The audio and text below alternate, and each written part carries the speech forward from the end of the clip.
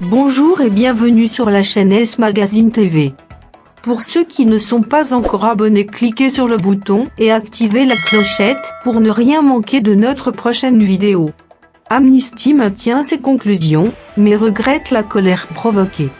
À Londres, Amnesty International a dit regretter dimanche la colère déclenchée par un rapport de l'ONG reprochant aux forces armées ukrainiennes de mettre en danger des civils, maintenant à nouveau ces conclusions qui ont provoqué la colère de Kiev. La publication du rapport avait en outre entraîné la démission de la responsable d'Amnesty International en Ukraine, Oksana Pokaltchouk, reprochant au rapport publié le 4 août d'avoir, sans le vouloir, servi la propagande russe. Le président Volodymyr Zelensky était allé jusqu'à accuser l'ONG de tenter d'amnistier l'État terroriste russe, en mettant la victime et l'agresseur d'une certaine manière sur un pied d'égalité.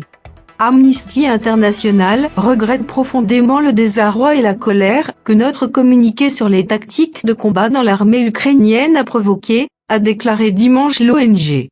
Elle rappelle que sa priorité dans ce conflit comme dans tout autre, est de veiller à ce que les civils soient protégés.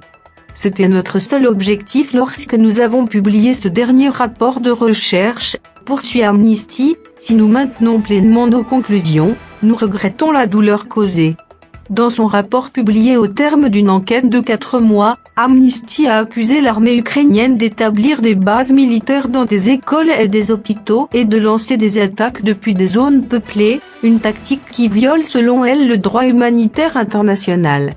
Les lois de la guerre existent en partie pour protéger les civils, et c'est pour cette raison qu'Amnesty International exhorte les gouvernements à les respecter, a poursuivi l'ONG.